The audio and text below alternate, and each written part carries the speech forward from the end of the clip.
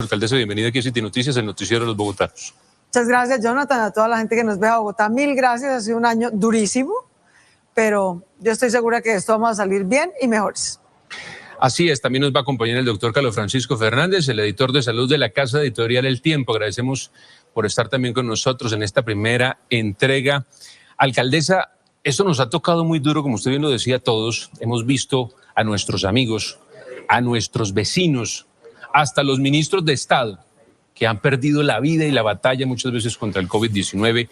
Hemos visto a los familiares, a nuestros seres queridos, incluso, que pues están batallando incluso con otras enfermedades y no podemos visitarlos siquiera. Yo quería preguntarle por María del Carmen, por su mamá, precisamente que estuvo en esta situación. ¿Cómo la vivió usted y cómo se encuentra ella de salud a propósito?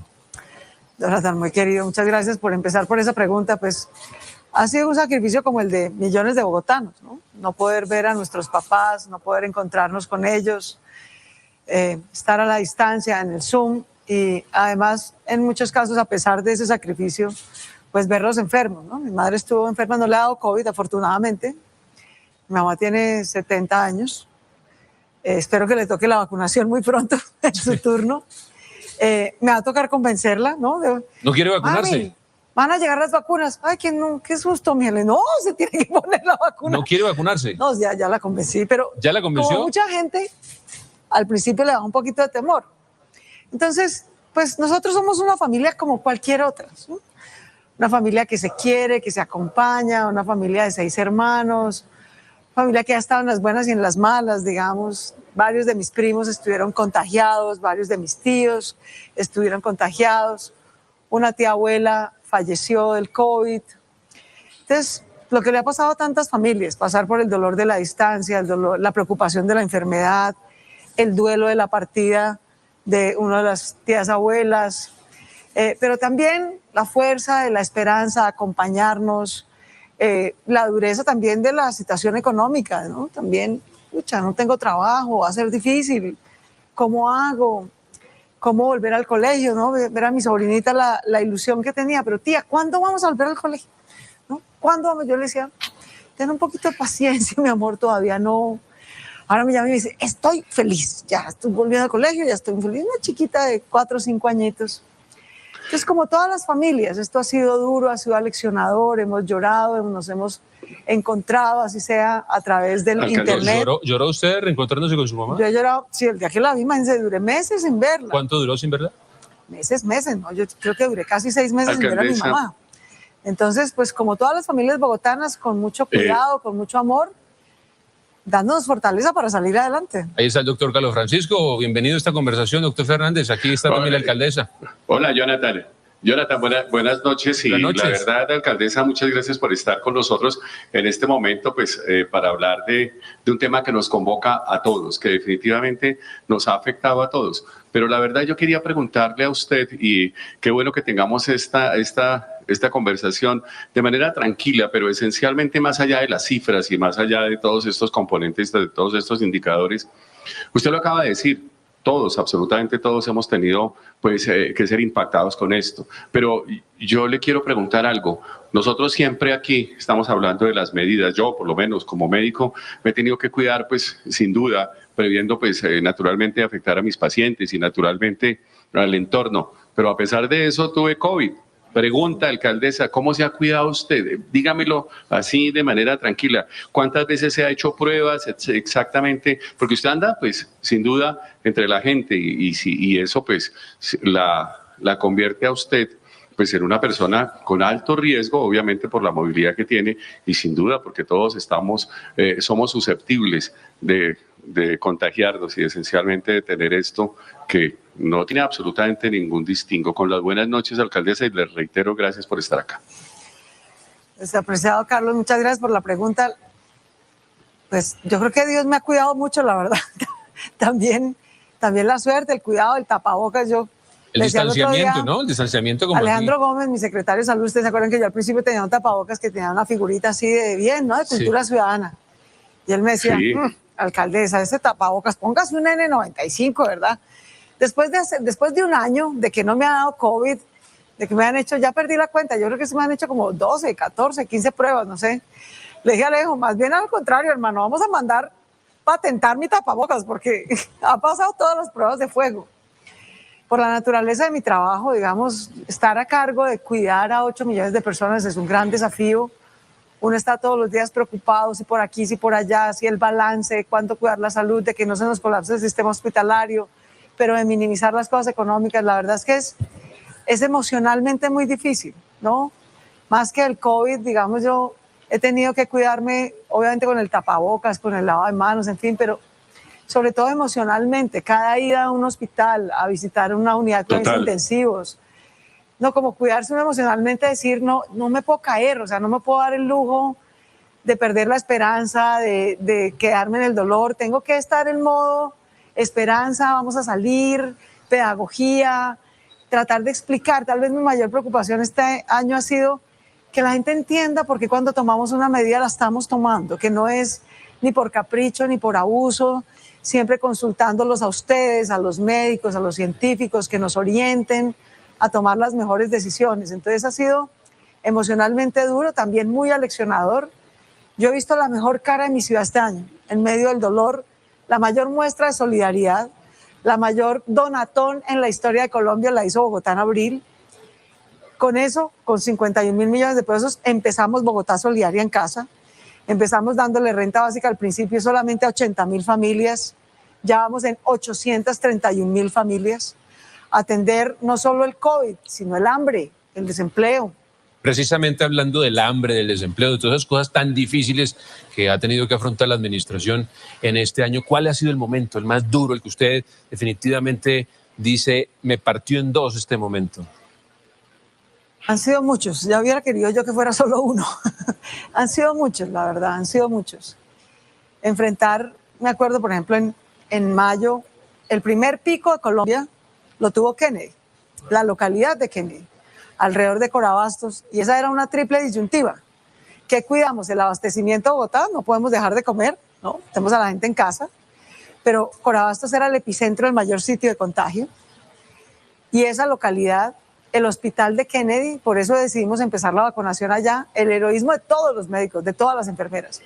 Pero es que ese hospital no ha parado, no ha parado. Tuvo desde mayo el primer pico y de ahí en adelante todo el tiempo atendiendo a todo el mundo. He llorado muchas veces, Jonathan, este año, muchas veces.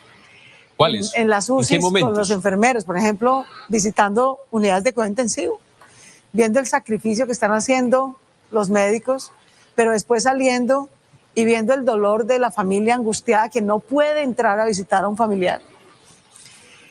Otro día en el hospital de Medicine, me acuerdo, un muchacho joven, absolutamente destrozado, se acaba de morir su papá, y él me decía, alcaldesa, yo hago lo que usted, pues, déjenme verlo. Yo sé que ya se murió, yo sé que hicieron todo por cuidarlo. Déjenme verlo, ¿sí? Tener que acompañarlo y decirle, no podemos cambiar el protocolo, no podemos ponerte en riesgo. No, lo siento, pero no podemos. Fue súper difícil, pero también conmovida por cosas positivas, ¿sí? Cada vez que voy y visito a microempresarios que han recibido crédito de la alcaldía o subsidio a la nómina, la resiliencia y el valor, o sea, después de los médicos, los empresarios de Bogotá, el valor para salir adelante, para decir, no, yo no me voy a rendir, voy a tratar de mantener a la gente, no la pude contratar este mes, pero tan pronto pueda el otro mes vuelvo. Esa otra cara también de los empresarios de Bogotá cuidando el empleo ha sido también muy, muy conmovedora.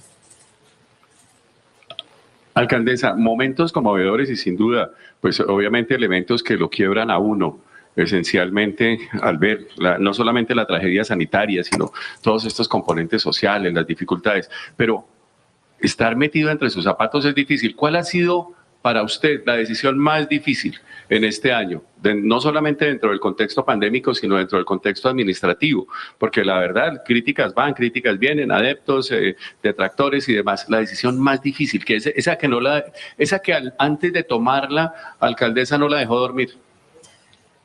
Pues hacer cuarentena general. Digamos, en marzo del año pasado decir, vamos a cerrar una ciudad de 8 millones de habitantes. Eso pues era una responsabilidad sobre mis hombros enorme. ¿Cómo va a funcionar? ¿Cómo fue ese cuadro de probabilidades? ¿Cómo vamos a comer? Todo era desconocido. pero ¿y cómo nos vamos a alimentar? ¿Pero y qué pasa? Total. ¿Cómo van a llegar los alimentos? ¿Cómo van a llegar los mercados? ¿Cómo vamos a volver a salir? Y después, la más difícil primero, ¿cómo cerrarla? Y después, ¿cómo abrir? ¿No? Claro. ¿Cómo abrir? ¿Cómo abrir de manera tal que no colapse el sistema hospitalario? ¿No? Mantener ese balance todo el tiempo en que no colapse la vida, pero tampoco exacerbemos el costo económico. Entonces, la más difícil, primero, ¿cómo cerrar? Y la segunda más difícil, ¿cómo abrir? Ese fue el momento de más tensión, seguramente. Y todo el tiempo, digamos, todo el tiempo esto se ha vuelto, Claro. y lo tercero más difícil, tener que intrometernos tanto en la vida de los ciudadanos. Eso es En la vida. en la vida Claro. de todos los, digamos, lo que menos esperaba yo hacer como alcaldesa era decirle a la gente, hoy acuéstese a las 8, este fin de semana no salga, por favor use tapabocas, ahora no se reúna con su familia, ahora salga de 10 de la mañana en adelante, ahora por favor no puede abrir. O sea, tener que intrometerse todo el tiempo en la vida de la Alcaldesa, gente es supremamente usted- incómodo, digamos, no es una labor agradable de hacer. A mí me ha sorprendido, alcaldesa, entre comillas, la docilidad, pues, en esencia, la disciplina de los bogotanos. ¿Usted en algún momento pensó que no le íbamos a hacer caso con esta cuarentena, con este confinamiento, con un algo de que yo no quiero, de que definitivamente usted se me está metiendo en la vida? ¿En algún momento pensó que nuestra idiosincrasia, esas asimetrías culturales y demás, iban a dar al traste con la orden de encerrarnos por tanto tiempo? Pues sí lo pensé, pero digamos, todo el tiempo hemos sabido, Claro. Bogotá ha dependido durante un año de la única vacuna que ha tenido disponible, que es la de la cultura ciudadana. Y eso es lo único que realmente nos ha cuidado. Obviamente, haber duplicado la capacidad de cuidado intensivo, haber cuidado los hospitales, hacer el mayor número de pruebas de Colombia, o sea, todo lo que hemos hecho, pero en esencia lo que nos ha cuidado es la cultura ciudadana. Y a mí lo que me aterra, digamos, es que a una ciudad de 8 millones de habitantes le explicamos por qué riesgos corríamos. Le dijimos, bueno, nos vamos a quedar en casa. Pero pues lo que dice el doctor Carlos, si la gente decide que no, pues no hay había cómo manera. controlarlo. No, pues No. era imposible, digamos, era absolutamente imposible. Y aún Total. al cabo de un año, Carlos y Jonathan, que estamos desgastados, que todos estamos un poco cansados, que la gente dice, no más, no más, no más. No, ahorita, no sé, en San Victorino esta semana, para darles un ejemplo, la gente del madrugón, que dice, no me importa, ya no más, vamos a hacer madrugón como siempre. Yo les digo, no podemos hacerlo como siempre. Busquemos una manera de hacerlo en un horario distinto, que no se nos aglomere mucha gente, de tener una logística que funcione para el ingreso y salida, porque va a ser mucha gente. Y aún en este momento, después de un año de desgaste, después de tanta penuria, conversando con la gente con calma, escuchándola, entendiendo su angustia, la gente dice, bueno, está bien, me parece. Entonces vamos a organizar la logística y entonces vamos a empezar a la 1 de la mañana, a terminar a las 7, porque yo les digo, si se van hasta el mediodía, entre 7 de la mañana y 11 de la mañana, ya son muchos. ¿Eso Distribuyámonos. cómo lo han leído ustedes? La administración dice, se abren, después dice, se cierran, se hacen protocolos de bioseguridad. ¿Va para atrás, para adelante ese tipo de medidas? ¿Cómo lo han leído ustedes? ¿Por qué? Porque algunas, pues porque cada momento cambia. Digamos, ahorita, por ejemplo, gracias al esfuerzo enorme que hicimos en enero, entonces estamos en un valle, los casos han bajado, las UCIs están bajitas, la gente realmente ha sacrificado los encuentros familiares, entendió que lo de diciembre nos salió muy caro, ¿cierto? Y que hay cambios de vida que tenemos que hacer. Entonces, dependiendo de las circunstancias, pero también hay que decirlo, Jonathan y Carlos, porque en este transcurso de este año hemos aprendido qué sirve y qué no. Durante un año le dijimos a la gente, tómese la temperatura al entrar, registre los datos, límpiese los zapatos. Un año después sabemos que eso no sirve, que en cambio el tapabocas y la ventilación y el lavado de manos es lo más importante, que la ventilación era mucho más importante que la temperatura. Y tal vez hicimos poco énfasis durante el primer año en la ventilación y en cambio hicimos mucho en la temperatura. Entonces también vamos aprendiendo, claro, porque el coronavirus sabe todo de nosotros y nosotros no sabíamos nada de él. Ahora poquito a poco hemos ido aprendiendo. Nada.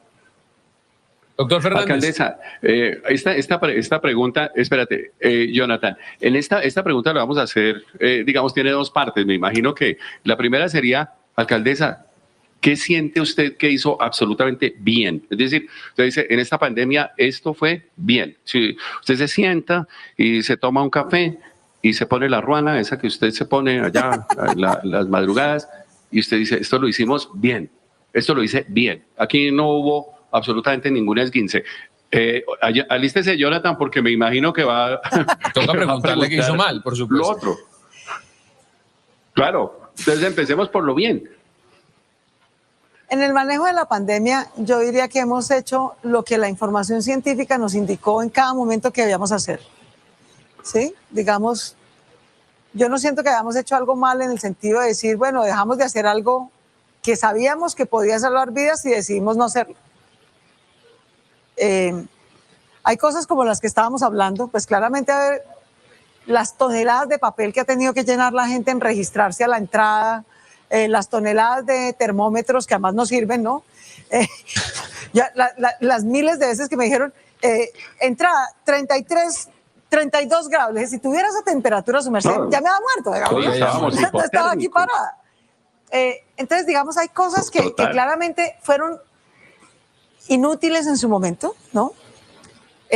Yo me siento muy orgullosa de que Bogotá haya liderado la cuarentena. Si no hubiéramos hecho la cuarentena hace un año, como otras ciudades, nuestro sistema hubiera colapsado muy rápido, en abril o mayo.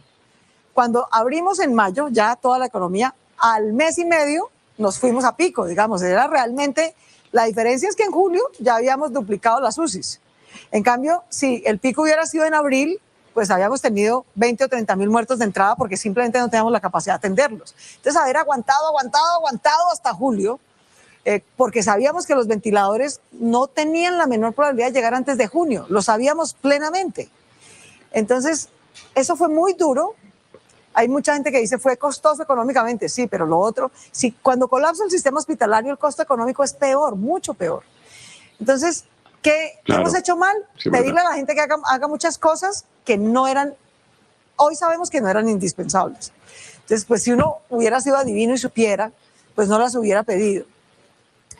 Siempre he aprendido a lo largo de esta pandemia, Carlos, que una cosa que siempre sale mal y no tiene nada que ver con el coronavirus, sino con la naturaleza humana, es cuando a todo el mundo le pedimos que haga lo mismo y todo el mundo siente que está haciendo el mismo sacrificio, eso sale bien. Pero cuando la gente siente que hay unos en la cama y otros en el suelo, eso sale muy mal, ¿sí? Cuando hacemos todos turno de cuarentena, la gente dice, bueno, está bien, todos estamos haciendo el mismo turno.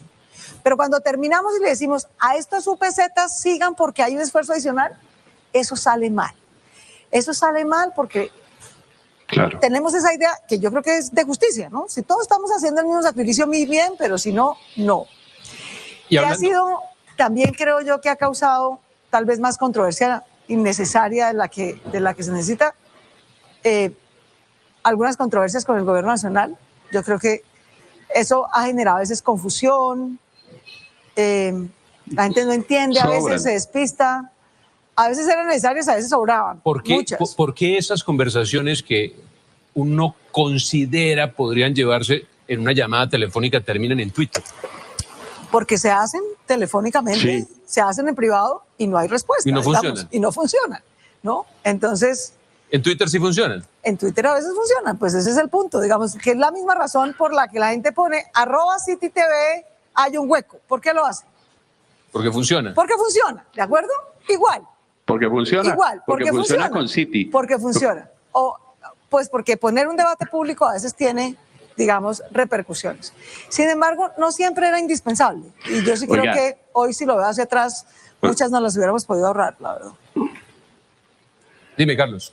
Oiga, Jonathan, ¿qué tal si le pregunta sobre las vacaciones, por ejemplo? Haga la pregunta. Ya le iba a preguntar sobre eso, porque estábamos hablando de diciembre, de las dificultades que tuvo la ciudad en diciembre. Claro. ¿De quién fue la idea de irse a vacaciones? Pues de Angélica y mía. Yo la verdad estaba absolutamente agotada. Yo no paré en todo el año, 24/7, ¿no?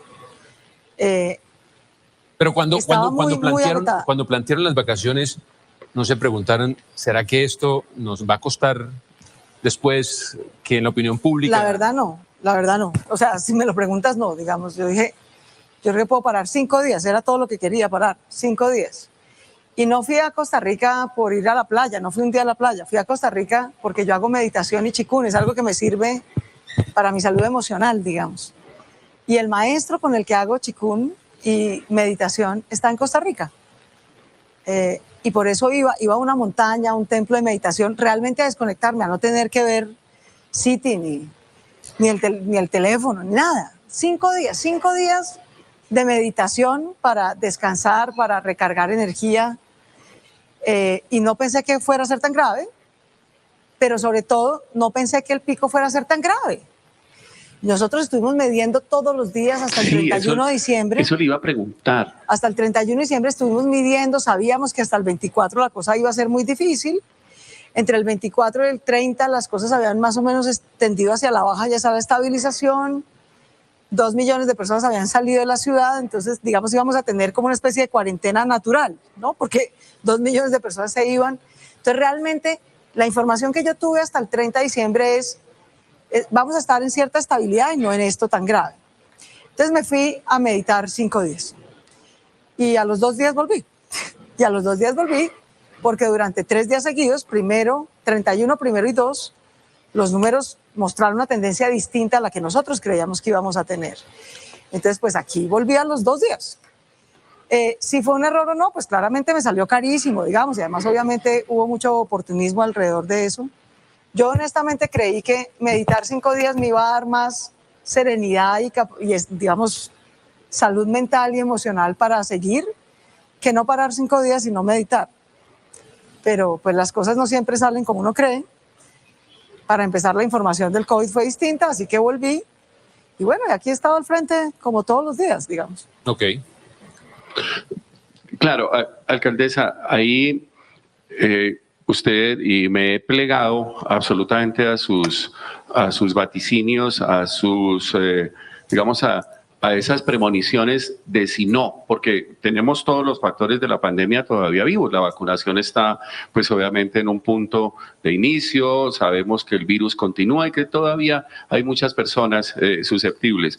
Y usted ha felicitado, pues sin duda, mucho a los bogotanos, pero tenemos centenares de denuncias, usted se da cuenta, las fiestas ilegales, el no cumplimiento de los protocolos. En este momento estamos como un poco relajados, estamos fallando los capitalinos en este momento frente a esos componentes que usted dice que vamos, ojo, si no nos cuidamos, incubando aquí un tercer pico. ¿Qué cree que está pasando en este momento, alcaldesa? No, Carlos, yo siempre me he resistido a lo largo de este año a entrar en echarle la culpa a la gente de lo que pasa, porque es al contrario, el esfuerzo que ha hecho la ciudadanía es enorme, es enorme, es enorme. Desconocer ese esfuerzo colectivo mayoritario por la casuística, supón tú el fin de semana que más hemos tenido 10 fiestas.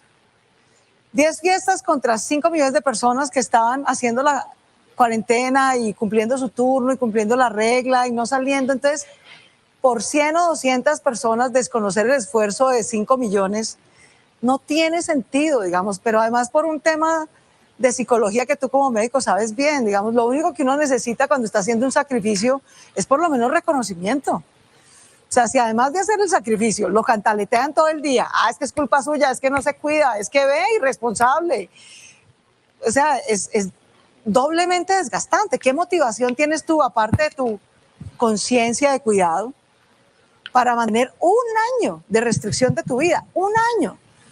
Es que hacer un mes de restricción, un fin de semana, un año,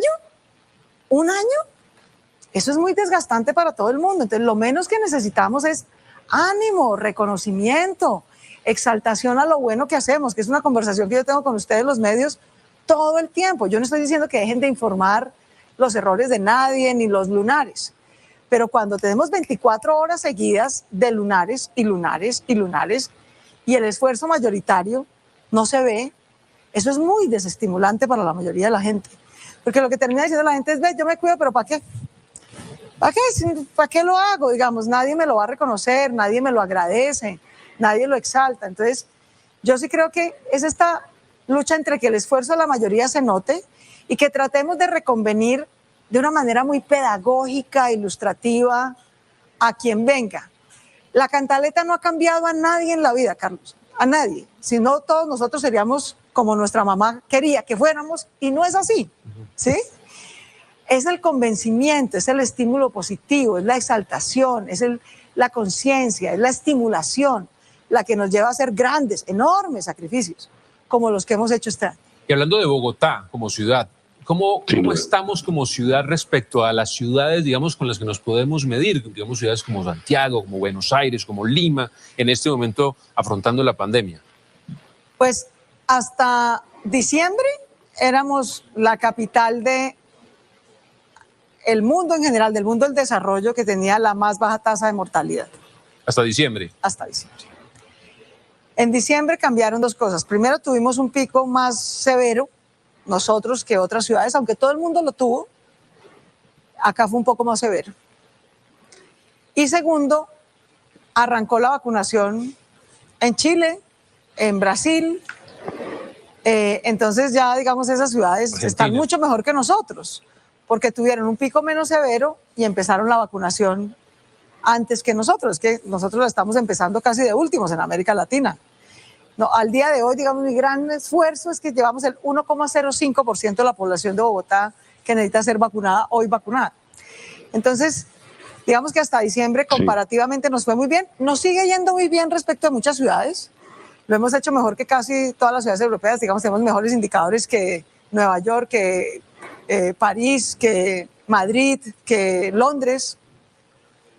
Pero ya hay ciudades como Sao Paulo o Brasil o el mismo Santiago de Chile, que en un momento estuvo un poco peor que nosotros en mortalidad. Ahora, gracias a que tuvieron un pico menor en diciembre y empezaron la vacunación más temprano, tienen tasas de mortalidad comparables por millón de habitantes menores que las nuestras. Doctor Francisco. Alcaldesa, dígame, Jonathan, no quiero pisar. No, quería escucharlo. Usted tiene la siguiente pregunta. Sí, con decisiones, alcaldesa, como las de, por ejemplo, como las de los madrugones en San Victorino, a veces se siente como si las medidas que se toman no están en firme. Explíquenos un poquito esto. Las medidas siempre tienen que concertarse, Francisco, porque, digamos, uno tiene que estar dispuesto a escuchar las necesidades. Nosotros las tomamos por unas necesidades colectivas de ciudad, pero la gente siempre trata de buscar alternativas. Fíjate que en el madrugón el tema no es el madrugón, claro, es la aglomeración que se forma sobre todo entre las 8 y las 11 de la mañana. ¿Sí? Entonces, si vienen y nos dicen, bueno, si no, lo hacemos de 1 a 7 de la mañana entonces, y evitamos un poco la aglomeración y mejoramos la logística, ¿por qué no, digamos? ¿Por qué no tratar de encontrar un punto, cada caso, que nos lleve a mantener el propósito, que no es tener el madrugón cerrado, sino evitar el contagio masivo? ¿Sí? Tenemos que entender cuál es el fin. El fin es el contagio masivo. El medio es limitar cosas de aglomeración como el madrugón. Entonces, hay que estar dispuestos a escuchar, a entender las preocupaciones del otro, a ver si podemos encontrar una manera de mantener el mismo propósito sin afectarnos. Ahora, esto, Francisco siempre va a ser, y Jonathan, palo porque bogas, palo porque no bogas, ¿no? En diciembre todos ustedes estuvieron, claro, San Victorino, miren esas aglomeraciones, y yo les decía, este es el mes del comercio. Tratemos de no limitarle muchas cosas al comercio, de eso depende el cierre del año, la no quiebra, los ingresos de miles de familias. Entonces, si lo hacemos malo, si no lo hacemos malo, si uno toma una medida, claro, nos va a dejar matar del COVID, porque entonces ahora se va a disparar el contagio. Si no la toma, claro, entonces ahora nos va a matar de hambre, porque entonces no podemos trabajar. Y la verdad es que lo único que estamos tratando es que como colectivo, y esa es, digamos, la labor de la alcaldía, cada quien ve su pedacito. El del madrugón ve lo del madrugón, el de los colegios ve lo de los colegios. Alcaldesa. La tarea de la alcaldía es valorar los intereses particulares legítimos de cada quien y encontrar el punto de equilibrio que nos permita tener el mejor cuidado para todos. Francisco. Mucha gente la está viendo en este momento, alcaldesa, y yo estoy mirando aquí el teléfono porque mucha gente tiene mi correo y entonces dice, pregúntele a la alcaldesa. Dice lo de los gastrobares. Hasta les pusimos nombre y resulta que el asunto no funcionó, ellos que hicieron inversiones y demás, y obviamente generó, pues, sin duda, digamos, unas discusiones que se fueron hasta la calle. digámosles algo, alcaldesa, porque aquí me han preguntado varias veces. También tenemos una mesa. Pregúntele. Entonces, miren, por ejemplo, con el tema de los bares, digamos. Yo aprecio mucho la conversación que hemos tenido recientemente porque finalmente me dijeron, miren, ¿sabe qué, alcaldesa? Nosotros no somos gastrobares, somos bares y somos discotecas. Y necesitamos trabajar. Somos bares. Y nos inventamos ese nombre, pues, como para que pudiera funcionar ahí, pues, para que uno pone unas papitas y... Pero realmente lo que nosotros necesitamos trabajar es lo que nosotros sabemos hacer. Entonces, por lo menos se sinceró la conversación, ¿sí? Tratemos, no nos hagamos trampa, porque como yo les decía, al decreto de la alcaldía le pueden hacer trampa, pero al coronavirus no, queridos. Entonces, ahora estamos sincerados, son bares y discotecas, muy bien. ¿Cuál es el desafío? La ventilación. Una discoteca y un bar es por definición un lugar cerrado, con poca ventilación. Si ponernos el tapabocas y cuidarnos en sano juicio nos cuesta, ahora pues con 3 tragos encima, hermano, pues hasta ahí llegó el cuidado. Entonces, ¿cómo controlar el consumo de licor? Tenemos que tener consumo de licor zanahorio, digámoslo así, mientras estemos en pandemia para no perder el cuidado. Y tenemos que mejorar la ventilación. Entonces, en vez de recriminarnos inútilmente, estamos trabajando en cómo controlar mejor esas dos cosas para llegar a un piloto que les permita funcionar pronto. A eso me refiero con lo que hemos aprendido este año. Tenemos que escucharnos, tenemos que tratar de concertar, todos tenemos un propósito colectivo, no hay un bogotano que no entienda que esta es una pandemia mortal, difícil, dolorosa y que tenemos que cuidarnos. Eso lo entiende todo el mundo. Pero claro, ha sido un año, entonces mucha gente ha tenido pérdidas, dificultades. Entonces también dice, pero ¿qué hago yo aquí con mi negocio, mi empleo? Por eso la pandemia no era solamente tener salud, era, y yo lo digo con toda claridad, hemos tenido que sacrificar inversión en tapar los huecos de las calles, sí, inversión en deporte, en cultura, en recreación, para darle renta básica a 831,000 familias que con esa platica hacen mercado y pueden comer, ¿verdad? Hemos tenido que comprar y adecuar espacios públicos, por ejemplo, para poder hacer Bogotá cielo abierto y que los restaurantes, por ejemplo, puedan funcionar usando el espacio público de la ciudad.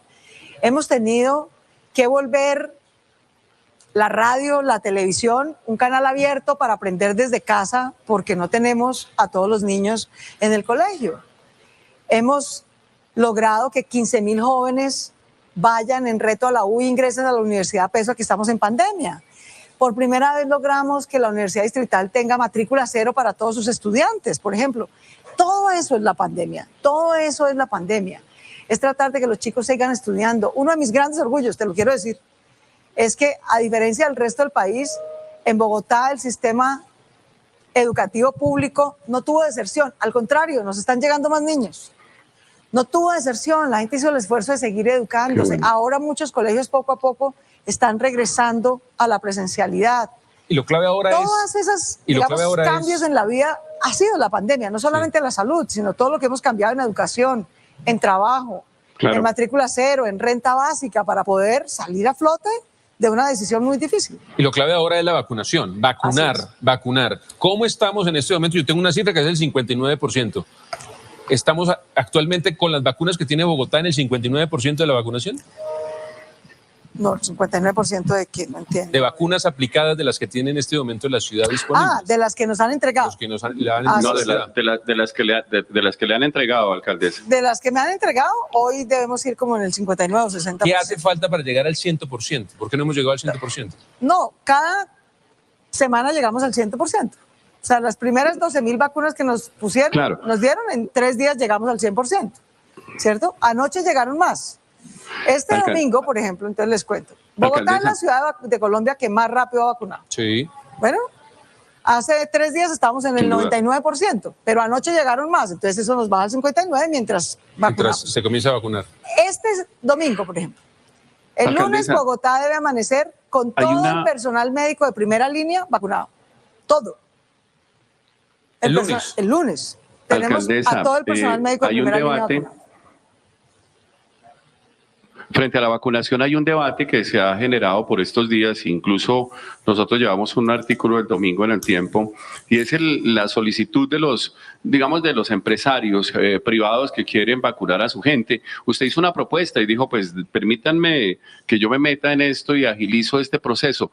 Hay posibilidades, obviamente, de revivir esta propuesta, no con los privados, sino esencialmente ya con la capacidad que tiene la Secretaría, de pronto de buscar alternativas para adquirir más vacunas y demás, y acelerar un poco más este componente que, pues sabemos, tiene sus limitaciones condicionadas esencialmente por la disponibilidad externa. Pues aquí el gobierno nacional decidió, yo creo que era lo correcto, dividirnos las tareas. El gobierno nacional es el que compra. Okay. Y los entes territoriales somos los que aplicamos. El trancón hoy en Bogotá no está en la velocidad de aplicación. Bogotá pone más de 10.000 vacunas diarias. Digamos, nadie logra eso en Colombia. Nadie. Nosotros tenemos la más alta tasa de vacunación. Lo estamos haciendo bien y lo vamos a hacer aún mejor. El trancón está ni siquiera en la compra, está en la producción de vacunas. Lo que tendríamos que estar todos en el mundo, y supongo que el gobierno nacional está trabajando en eso, es en facilitar la producción masiva en diferentes países de vacunas, ¿sí? Entre más vacunas se puedan producir en más países, mejor. Hoy yo quiero recordar es que solamente han llegado 500.000 vacunas al país. 500.000, necesitamos vacunar a 35 millones de personas. La meta de febrero era que tuviéramos ya 850.000 vacunas, no se cumplió. La meta de marzo es que tengamos 3.800.000 vacunas. Ojalá se cumpla, ¿sí? Entonces, hay tres tipos de trancones. Claro. En la producción mundial de vacunas, ese es el mayor trancón.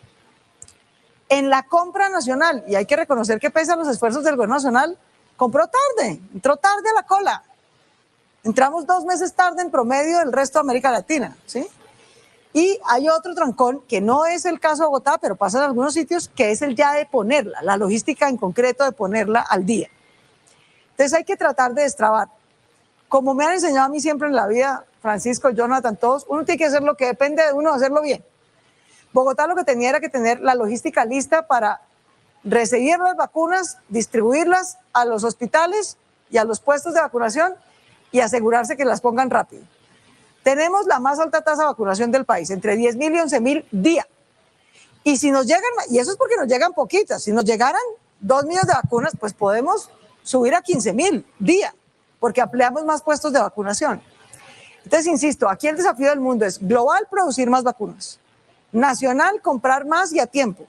Y local, vacunar rápido. Vacunar a una tasa y a miles de personas al día.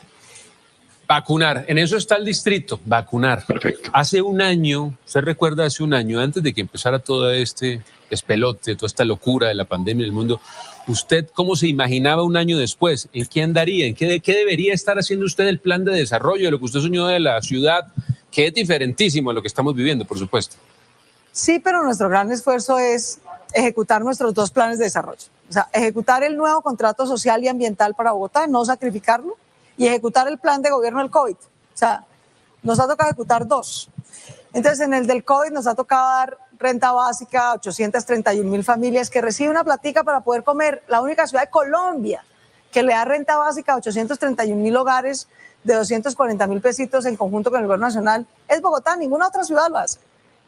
Ninguna otra ciudad. Lo otro era garantizar la educación de nuestros jóvenes. Con o sin pandemia, nosotros garantizamos la matrícula cero de los 23.000 estudiantes de la Universidad Distrital. ¿Sí?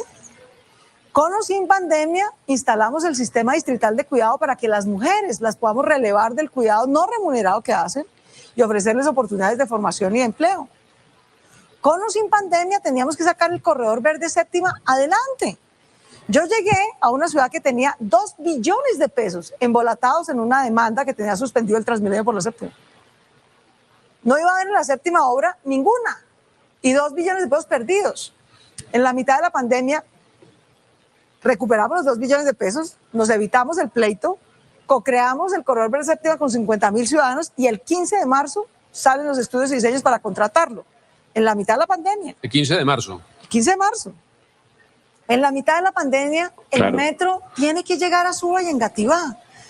porque Suba depende de una troncal de Transmilenio, una.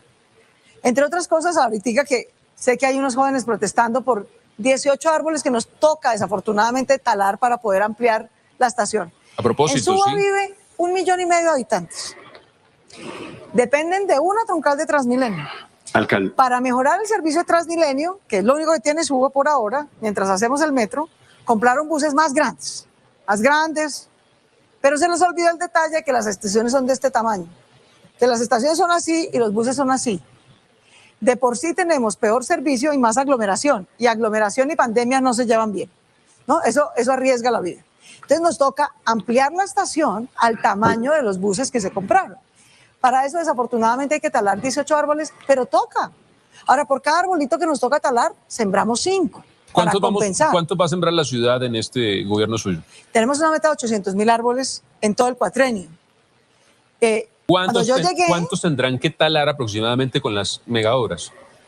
No te sabría dar el número exacto. Lo que sí te puedo decir es que por cada árbol que toca talar para evitar que se rompa un tubo, que se caiga un cable, porque hay que ampliar una estación de Transmilenio, porque hay que hacer un colegio o un hospital, por cada uno que es estrictamente indispensable, sembramos 5. ¿Falta dialogar con la comunidad para que entiendan por qué se quitan de pronto? Pues a veces sí y a veces no. Depende. Mira, por ejemplo, en el Virrey, nosotros siempre vamos y le explicamos a la comunidad, pero en el Virrey, la administración anterior nos había dejado unas órdenes de tala. Yo las logré reducir en 40% para que fueran lo estrictamente indispensable y que además se siembren 5 por cada uno que hay que talar. En el Virrey, por ejemplo, tocaba, según la administración anterior, talar 86 árboles porque se podía desbordar el canal, que estaban perforando el canal y los tubos. Fuimos a revisar con la comunidad y dijimos, no son 86, son 16 los indispensables. Y sin embargo, talamos solo esos 16 y sembramos 5 por cada uno. En Suba son solo 18, y vamos a sembrar 5 por cada uno. En parte es porque a todos, incluyéndome, nos duele. En parte también porque hay campaña, porque es una causa, ¿no? Para hacer campaña política, en fin, hay muchas cosas de por medio. Pero sembrar 53.000 árboles, por ejemplo, también era una meta que cumplimos durante la pandemia. Hacer la factibilidad del metro para que llegue a Suba Engativá, para que no dependan solo de Transmilenio. Ya sabemos que va a bajar por la calle 72, va a coger la Cali, luego la Lo, va a llegar hasta el borde occidental en Fontanar del Río. Entonces, estamos construyendo 35 colegios, 6 hospitales, doctor Francisco, 6, porque si algo le tiene que quedar a esta pandemia, es un sistema de salud pública de lujo a Bogotá. Estamos haciendo la nueva torre del hospital de Kennedy, lo menos que podemos hacer por Kennedy, después de semejante sacrificio de ese personal. Involucrar por primera vez Alcaldesa. A 552 contratistas, enfermeras que llevan 15 años trabajando por contrato sin un día de vacación, 15 años. Las vinculamos en planta. O sea, ha sido hacer 2 programas de gobierno. El nuevo contrato social y ambiental que le propusimos a Bogotá y el del COVID. Frente al programa del COVID, alcaldesa, tengo aquí un montón de preguntas. ¿Cuándo van a terminar de vacunar a los mayores de 80? Dicen cuando nos aquí entreguen que si las hay vacunas. alguna fecha, porque aquí ya hay algunas señoras. Cuando nos entreguen las vacunas, su merced, entonces, cuando nos entreguen las vacunas. Yo le puedo decir esto con absoluta certeza. Si es cierto, como dice el gobierno, que este domingo llegan 2 millones de vacunas y nos entregan, necesitamos por lo menos 400.000 dosis de esas para poder vacunar a todos los mayores de 80. Su merced que me está viendo que tiene más de 80 años está pendiente. Si nos entregan las 400.000 dosis el lunes, antes de Semana Santa, todos los mayores de 80 están vacunados. Porque nosotros tenemos la capacidad de ponerlas de aquí a antes de Semana Santa. Pero necesitamos que nos las entreguen. O sea, Bogotá, vacuna que recibe, vacuna que pone, pero necesitamos que nos las entreguen. Para poder vacunar a todos los mayores de 80 necesitamos casi 400.000 vacunas. Que nos las entreguen el lunes y antes de Semana Santa, para que puedan ir a rezar tranquilos los que quieran, especialmente los mayores de 80, están vacunados todos los mayores de 80. Nos entregaron en estas 2 semanas las dosis necesarias para la primera dosis del personal médico. El lunes está vacunado todo el personal de primera línea con su primera dosis.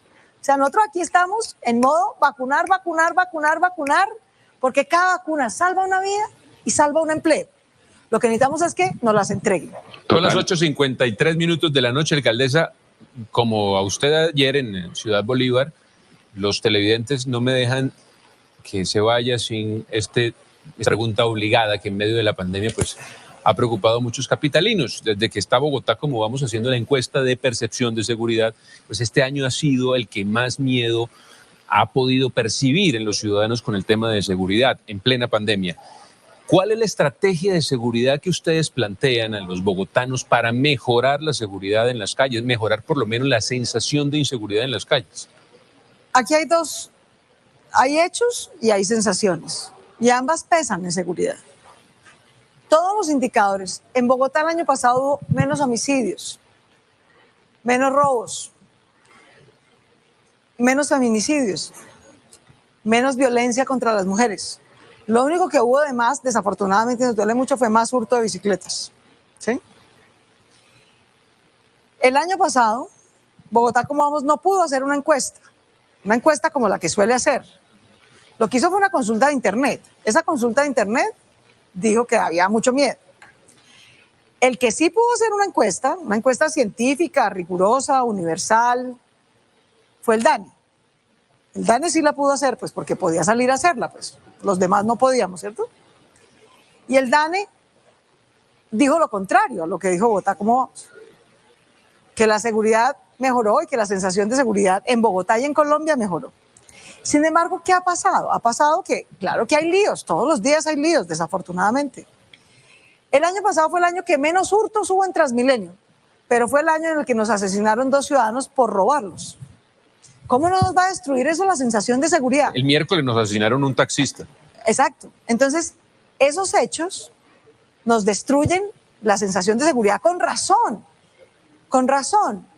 Cuando a un ciudadano por quitarle un celular, así se hayan robado menos en Transmilenio y menos celulares, pero a uno solo, le quitan la vida por un celular, eso destruye la percepción de seguridad por obvias razones, la mía, la del que nos está viendo, la tuya, la de todos. Entonces, no es cierto ni que los ciudadanos denuncien menos. Al contrario, el año pasado denunciaron más. Tenían más tiempo, se conectaron más por internet, pusieron más denuncias. Y sin embargo hubo menos delitos. Y la policía fue capaz de reducir, junto con la Secretaría de Seguridad y Convivencia, la Justicia, la Fiscalía, menos delitos. Pero hubo unos delitos tan dolorosos, tan absurdos, tan vistosos, que nos destruyen, por supuesto, la sensación de seguridad. Ahora, ¿estamos bien y nos podemos dar por bien servidos? No, no. Tenemos que seguir trabajando en bajar la violencia contra las mujeres, en bajar el hurto, en particular de bicicletas, mejorar. La mitad de las bicicletas se las roban no porque atraquen a nadie con un cuchillo, pues por robar la bicicleta, sino porque no hay dónde parquearlas, no hay dónde parquearlas de manera segura. Y no tenemos un buen candado, pues el DU, ¿no? Metálico que nos deje bien asegurada la bicicleta. Entonces hay que poner más cicloparqueaderos, hay que tener más policía. A Bogotá le hacen falta la bicoca de 10.000 policías para poder tener la policía por cada 100.000 habitantes que necesitamos. Entonces estamos trabajando con el gobierno nacional, a ver si este año llegan 1.500, nos dijeron, a ver si el año entrante llegan 2.000 más.